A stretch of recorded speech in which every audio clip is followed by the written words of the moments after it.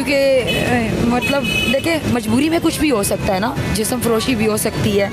मजबूरी में औरतें बहुत कुछ कर जाती हैं, तो मजबूरी में मेहनत क्यों नहीं कर सकते हो। और मुझे इसमें सुकून है, मुझे शर्मिंदगी नहीं है, मुझे पछतावा नहीं है। मैं इज़्ज़त से कमा रही हूँ।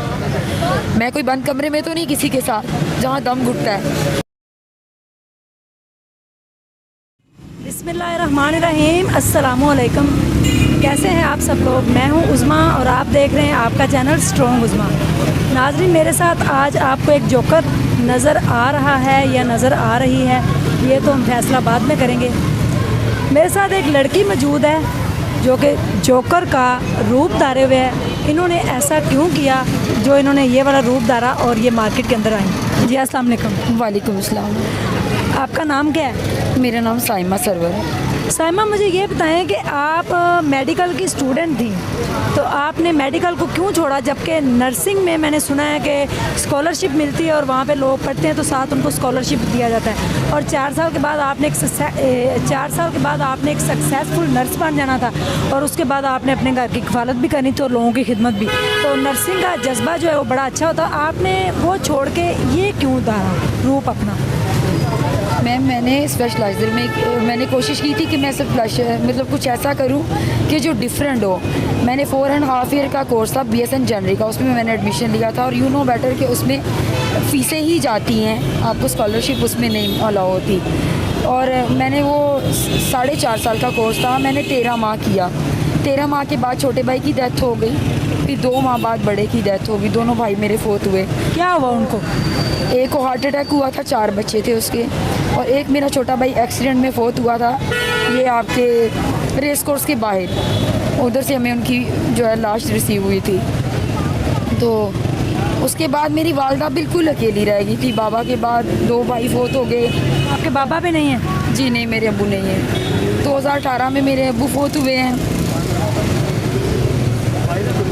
और 2019 में मेरे जो है भाइयों की दोनों की डेथ हुई है। यानी कि मैंने 2 साल में अपने 3 लोग जो है वो फोत हो गए। मेरी फैमिली से खाली हो गया हमारा घर, और तीनों ही हमारे कफील कह सकते हैं उनको। तो बस उसके बाद मैंने ना देखा कि मैंने फिर जॉब स्टार्ट कर दी कि फ़ैमिली को सपोर्ट कर सकूं। नॉर्मल बेस पे मैंने ना एक प्राइवेट जॉब स्टार्ट कर दी।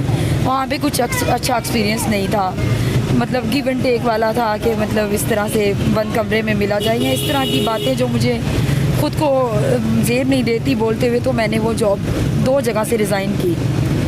एटलीस्ट लास्ट फिर मैंने देखा कि मेरे घर के हालात डे बाय डे डाउन होते जा रहे हैं। मेरी वालदा ने फाके की हालत भी देखी, बीमारी की हालत में। हमारा पूरा मोहल्ला इस चीज़ का गवाह है। 4 दिन हमें मालिक मकान खाना देता रहा। और मेरी वालदा की मेडिसिन नहीं होती थी। मेरी वालदा के ना ये चेस्ट के बिल्कुल बैक साइड पे, हार्ट वाली साइड पे गढ़ निकला हुआ है, जिसको ऊपर से साफ़ करवाना पड़ता है, पस रिलीज़ होती है उसमें से। मैं उनका इलाज नहीं करवा सकती, लेकिन उनके लिए एंटीबायोटिक बहुत ज़रूरी है, जो मेडिसिन सपोर्ट है।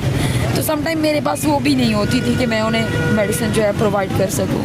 आप मुझे ये बताएं कि आप किसी स्कूल में जॉब कर सकते थे कुछ भी, ये आपने जोकर ही अपने आप को क्यों बनाया और एक रोड के ऊपर आप आके रात को इस तरह की चीज़ें सेल आउट करती हैं? यहाँ से आप कितने पैसे कमाती हैं और आप जोकर ही क्यों बनी? आप स्कूल टीचर भी बन सकती थी। बिल्कुल आपने सही कहा, मैं स्कूल टीचर भी बन सकती थी, जिसमें 12-15 हज़ार तनख्वाह है, ठीक है। और वो मुझे महीने बाद मिलती और मेरी वालदा इंतज़ार करती कि पूरे महीने बाद वो 15,000 ला के मैं 9,000 घर का किराया देती, जिसमें से मैं खाने पीने का ख़र्चा भी करती। और मैं अपनी वालदा की मेडिसिन कहाँ से लाती? उस 15,000 में से मैं डेली अपनी वालदा की ड्रेसिंग कहाँ से करती, जो 150 की है। मैं वालदा की 350 की 2 टाइम की मेडिसिन जो है वो कहाँ से करती? तो मुझे मतलब कुछ भी नज़र नहीं आ रहा था। एक अल्लाह की ज़ात थी मेरे साथ, और मुझे मतलब मैं इसी सोच में थी कि मैं ऐसा क्या काम करूं जिसमें मेरी सेल्फ़ रिस्पेक्ट, मेरी ईगो जो है वो बच सके, अपने आप को बचा सकूं। कुछ मेरी वालदा ने मुझे बहुत अच्छा ब्रीफ किया, अल्हम्दुलिल्लाह। ये आपने कैसे सोचा कि आप जोकर बन के चीज़ों को सेल करेंगे तो कोई आपको पहचान नहीं सकेगा कि आप लड़की हैं, ये लड़का है? मैंने 4 माह ये काम किया, किसी को पता ही नहीं था, कोई गैस नहीं कर सकता था कि मैं लड़की हूँ।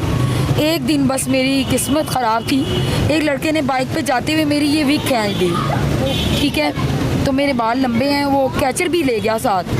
वो वहाँ जाके उसने फेंक दी आगे, वो बाल खुल के आगे आए हैं ना, तो तब यहाँ पे बहुत से लोगों को पता चला कि ये लड़की है। विदिन 4-5 मिनट में यहाँ पे मीडिया आता है, जो कि सबसे पहला मेरा इंटरव्यू था, तो उन नाम नहीं मैं लेना चाहती, तो उसमें मेरा इंटरव्यू हुआ। उन्होंने पूछा कि क्या वजह है, आप क्यों।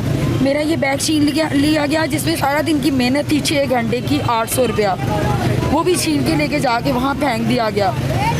मैं वहाँ पीछे भागी तो मेरे पीछे कुत्ते लगे, क्योंकि मेरी शक्ल वैसी थी ना, मैंने अपनी शक्ल छुपाई हुई थी। तो बस मैम यही है कि बहुत मजबूरी की हालत में मैं घर से निकली हूँ, और अपने खूबसूरत चेहरा नहीं कह सकती, लेकिन अपने अल्लाह के दिए हुए चेहरे को छुपा के एक भयानक चेहरा लगा के लोगों को खुश करती हूँ, अपने दुख छुपाती हूँ।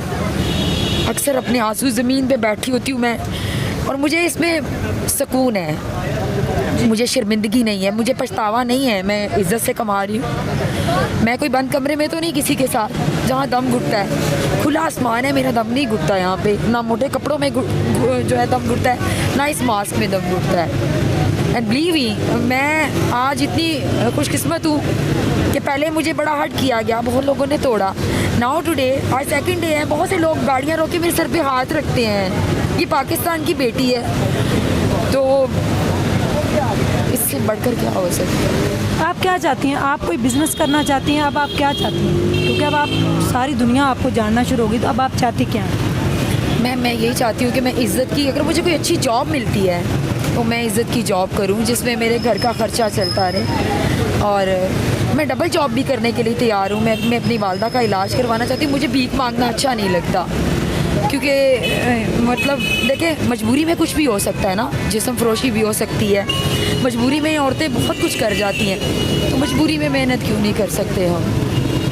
कोई मैसेज देना चाहें इसको, मैं यही मैसेज दूंगी अपनी बहनों को भी कि आप मजबूरी में कभी भी अपनी मजबूरियों को ना बेचें, गिरवी ना रखें। आप देखिएगा, आपकी मजबूरियाँ छोटी होती जाएंगी और आपका एक कॉन्फिडेंस लेवल बढ़ता जाए। मैं फर्स्ट डे आई तो मैं इस कॉर्नर में छुप के बैठी थी। Now today I am very well. आज मेरे में कॉन्फिडेंस है। बहुत सी फैमिलियाँ मुझे जानती हैं, प्यार देती हैं, मिलती हैं मुझे। साइमा तुम्हें कुछ चाहिए तो नहीं,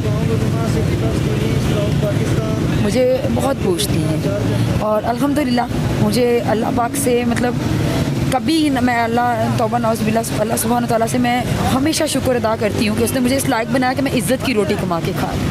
आपका नंबर फॉर हेल्प के लिए आपका नंबर मैं चला दूँ अपनी स्क्रीन पे? जी चला दें, लेकिन प्लीज़ थोड़ा टाइम टेबल का, मुझे सारी रात कॉल्स करके रिश्तों की कॉलें आती हैं, बड़ा मुश्किल होता है। तो हर बंदे को ये सब मैं कहती हूँ जी आप मेरे भाई की तरह, शादी में इंटरेस्टेड होती तो मैं यहाँ ना बैठी होती।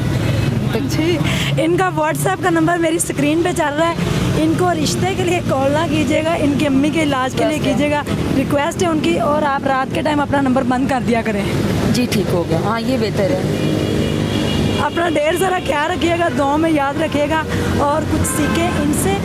कॉल कर बढ़ने से पहले, अपनी मजबूरियों को सामने रखने से पहले एक दफ़ा इनकी तरफ देखें कि अगर वो अपने आप कोई भी रूपदार हैं, अगर आपने मेहनत करनी हो तो 100 रास्ते अल्लाह आपको दिखाता है, ना कि आप कॉल गर्ल बने या आप कोई और गलत काम करें। तो आपने जब मेहनत करनी हो तो 100 रास्ते आपका इंतज़ार करते हैं। Thank you so much. अल्लाह हाफ़िज़।